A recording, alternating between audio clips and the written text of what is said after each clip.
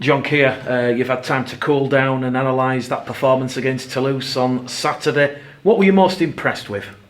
I was most impressed with our resolve, our resilience, that despite the difficult conditions, and they were very difficult, as you'll testify, Mick, despite the difficult conditions and a very good opposition, we managed to be resolute throughout and determined throughout and work hard throughout in order to come home with a victory. So it was more about the attitude towards the circumstances that pleased me more than any technical or tactical issues within there.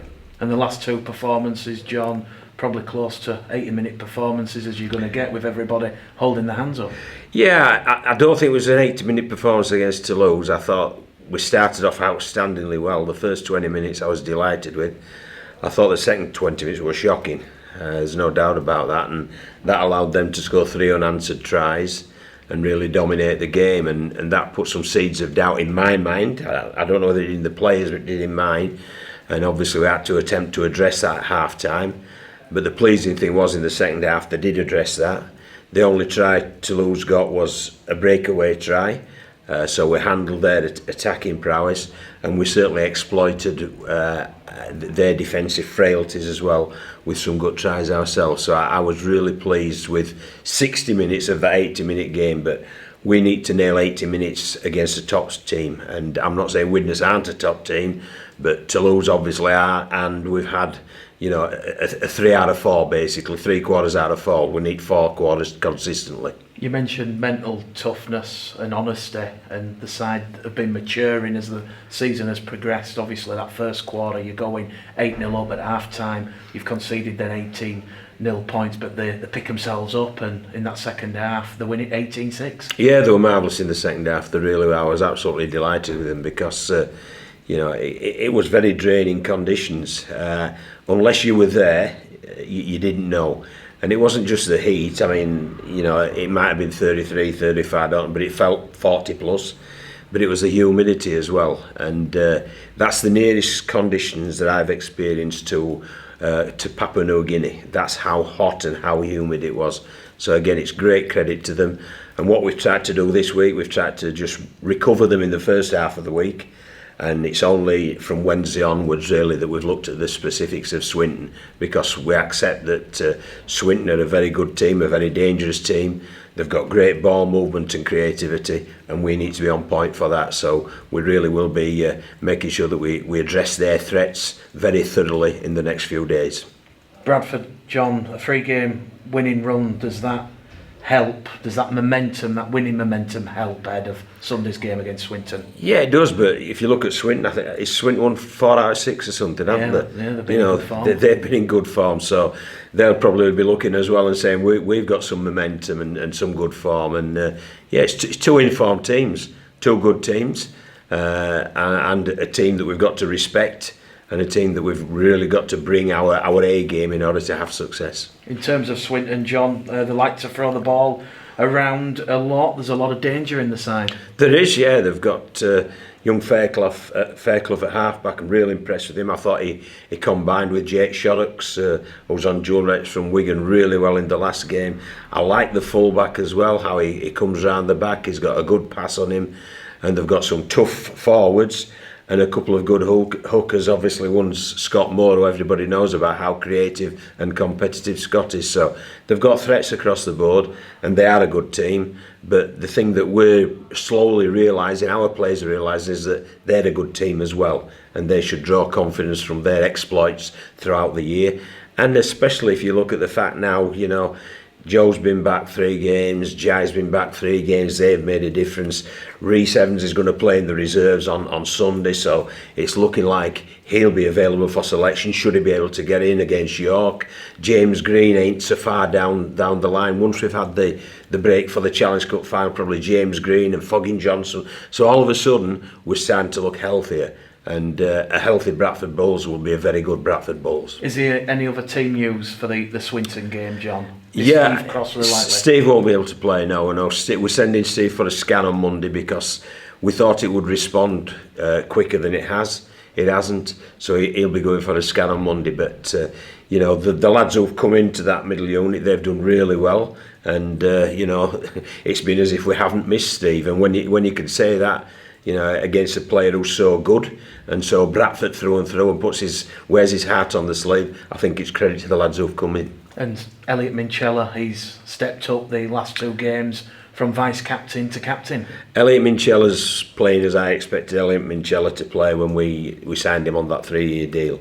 He's a quality player, he really is, and I don't feel we did the best for Elliot when we moved him because of injuries and shortages in certain positions. We moved him about. Now he's settled as a middle unit player, he's really blossoming and he's playing some great rugby league, and you know, I want to keep him there because that's where I feel his best football is played, and I think is where his most benefit to the team. So he's been great, and I expect him to develop further and be even better as this season goes on, and next and the one after that, and hopefully when we're in Super League. So everybody's got a clean bill of health after that trip to Toulouse? Yeah, everybody's got a clean bill of health, they've drunk plenty of water, so hopefully they're ready to go. Matt Garside appears to have played himself ahead of Matt Staunton in the last couple of games. Well, that's why you have a reserve team. The purpose of a reserve team is, you know, when those lads aren't being selected, they're knocking on my door and saying, well, what can I do to get in the team? Well, I've got a really easy answer. The easy answer is you play in the reserves and you play so well that I'm thinking, well, I need to make room for you to get in this first team. That's exactly what John Magrin's done. It's exactly what Matty Garside's done, and you've got to credit them for that. And, you know, the challenge to Matty Staunton, who will also be featuring on Sunday in the reserves, is, Matty, you need to have a real cracking game so that I'm thinking about how do I get you in. And that's the challenge for everybody.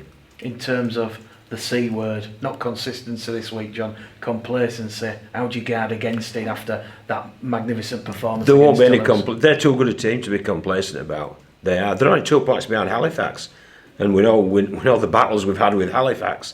You know, we've played them 4 times. If you look at points for and point against, we're exactly level. You know, we've won 2 league games, they won 1 league game and a cup game, and you know, it's by 7 and by 4. That's how close that we've been, and Halifax is just 2 points above Swinton. So if we feel we're complacent, I'll tell you, we're getting ahead of ourselves and we're thinking we're Billy Big Timers. Well, we aren't Billy Big Timers. We are the Bradford Bulls, who are humble and respectful to the opposition, who will come ready to work every Sunday. We're down to the final 7 games of the season, John.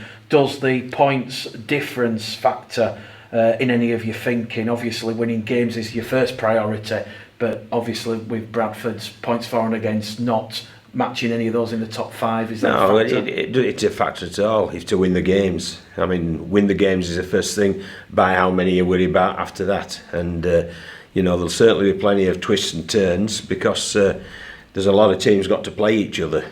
You know, there's Featherstone York fixtures coming up. There's Toronto's playing a few others who are in this battle. So there's going to be plenty of twists and turns, and points for and against can't be a factor at this point in the season. We've just got to look at nailing a victory, and that's exactly what we'll be attempting to do on Sunday. Just how good can Jordan Lilly and Joe Keys become in the Bradford half-back pairing, John? I think they can become outstandingly good. I mean, I think they've shown in the last couple of games exactly the promise that there's there for all to see, and I think they'll have to maintain that because we've got a pretty good one on the sideline, haven't we? You know, we've got 3 half-backs who are real top-level championship without batting an eyelid and without any further development. Well, with further development, I think we've got 3 Super League half-backs, and that's what's so exciting. Rowan's 18 or 19, whatever it is. Jordan's in his early 20s, and so is Joe. So the best is yet to come, and the best with some quality is yet to come. And you feel that there's some healthy competition between all 3? I think we saw that in Toulouse on Saturday. Jordan appeared to up his game, taking that game management role off Joe. Yeah, I mean, I think you're right. I think Joe probably shaded the half-back. If you're going to rank one against the other, he shaded the first 2, but last week probably Jordan shaded it, and that's good. That's what you want. But the thing is, they're both team players, no doubt about that. They put the team first. If we concentrate on attacking one side, they don't want the ball regardless, and you know they're happy for us to concentrate on the game plan and stick with it, and that's the real pleasing thing about those two. They're very good young players, but they're very mature as well for their age, and they realise why we're doing things and they buy into why we're doing things. In terms of Evan Hodgson, how's he getting on at Doncaster, John? He's doing okay, yeah. I mean, he's getting some great game time, you know, so we're happy with that. And Kobe Green's going down to Coventry now to play first team football, so that's a plus point for him and will aid his development, so it's looking good. But obviously come August the 9th, everybody will be back here because we want to play the end of the season, hopefully the playoffs, with a full deck of cards, so there'll be nobody being lent out from August the 9th. And August the 9th, they'll all be back here, they'll all be scrapping for first team places, hopefully in what will be a very exciting end of season and a very exciting playoff series. And just finally, John, how important is it now that the Bulls are finding the rhythm, finding some form at the right time of the season? I think it's very important, but I think that you look to that, and it's what we've said from it. We've had a tough injury list, now we're getting players back. Now you're seeing the real quality, and that's the pleasing thing for us. So we will end up finishing this season, I feel, in a really good vein of form, but also very fresh as well, because people have sat out parts of the season. They've not wanted to, but they've been forced to sit out parts of the season through injury. So I think we'll have a fresh, informed team who are really ready to rock and roll.